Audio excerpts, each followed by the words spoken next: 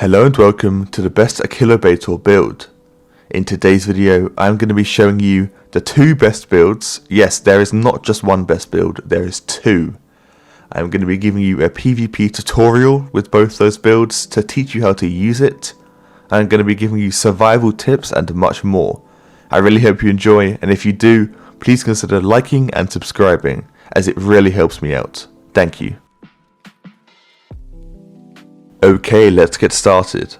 I personally think the acceleration subspecies is the best, and upon spawning in, you'll notice you are very maneuverable. You have a small turning circle, you're fast, and you can jump up rocks to get to safety.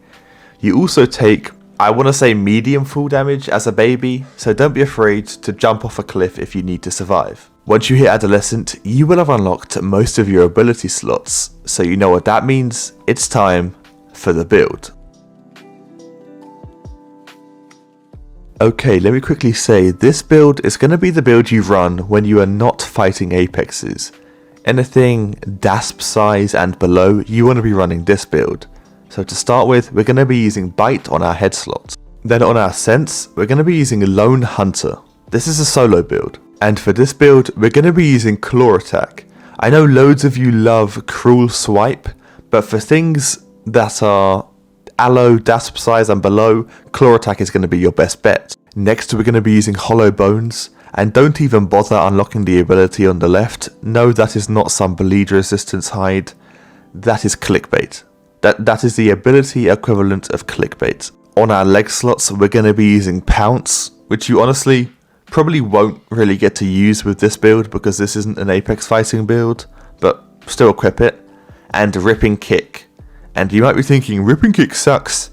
Yes, it does suck. A Ripping Kick is awful. Except when you want to use it for movement. I use Ripping Kick paired with a jump at the end to get around much faster than running. Now we're going to be using Counterbalance because we're not going to be jumping much with this build, so Rudder Tail isn't really that helpful, and it's obviously always going to be nice to reduce the stamina cost of running. Now, unless I'm stupid, I think I found an ability that people are not giving enough credit. Panicking Sprint. It's intended to be an ability that gives you some stamina and reduces the attack of dinosaurs nearby you. But what if you just didn't run away? You get stamina, and the dinos you're fighting do less damage.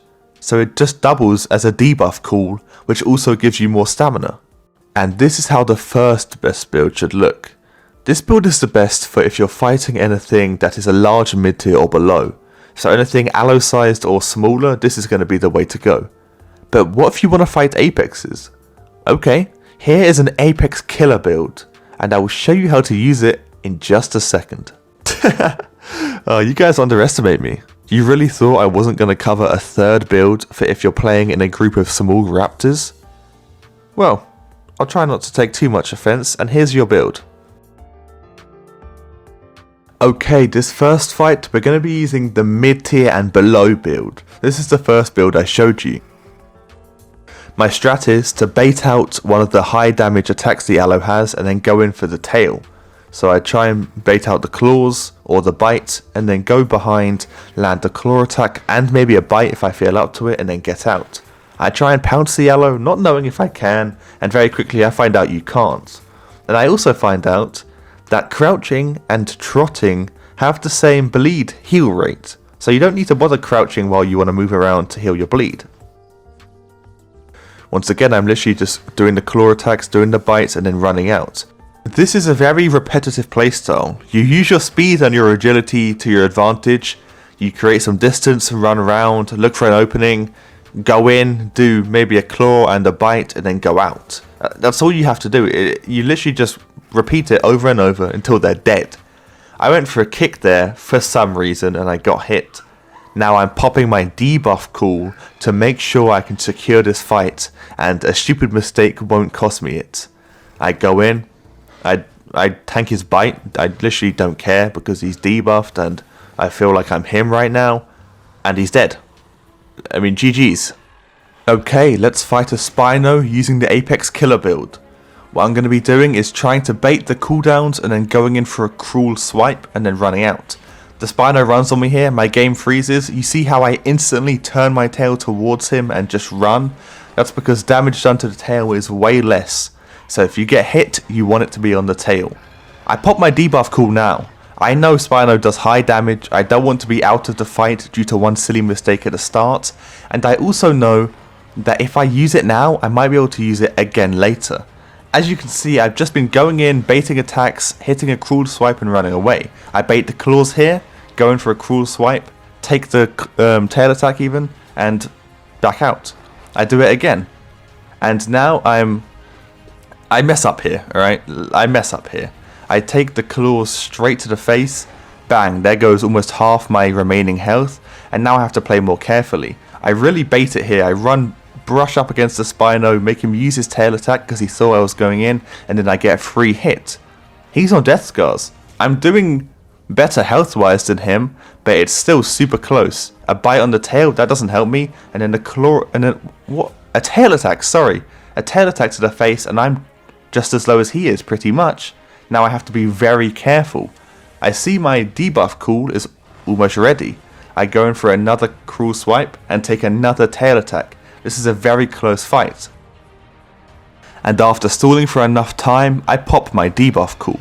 This might give me an edge to win this fight. I'm now going in trying to bait the claws. I bait the bite, but that is not good enough. There you go, there's the claws. I go in and I take a tail attack, but I landed a cruel swipe.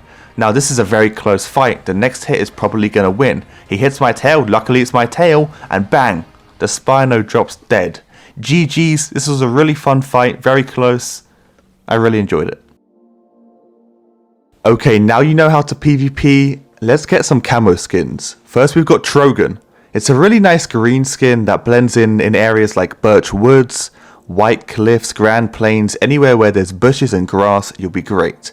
Next we've got Eagle. It's a really nice desert, it's got some browns, yellows, some blacks, blends nicely in areas like Desolate Pass, Savannah Grasslands, and lastly we've got Masked. It's a brownie skin that's for more woodland areas like Dark Woods, some areas in Whistling Columns and Young Grove. Now let's talk about some things you need to avoid. Terrain that will limit your movement, you need to be circling your opponent and dashing in and out as an Achillo, and terrain that has cliff edges like this. You're a pounce dino, you don't want to be falling off the edge. Here's the skit to show you what I mean, and yes, this is in single player, I have no friends. Look at me, I'm an Achillo and I'm gonna kill you. Haha, no you're not, I'm up against a cliff.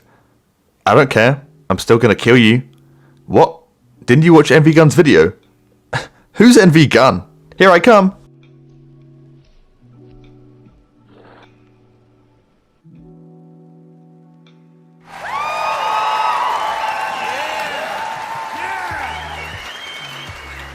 To finish off this guide, let's talk about some counters.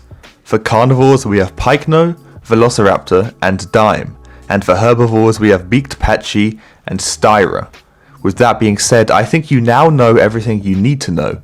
I wish you luck on your Achillo. If you found this video useful or entertaining, please consider liking and subscribing, it really helps me out. Thanks for watching and goodbye.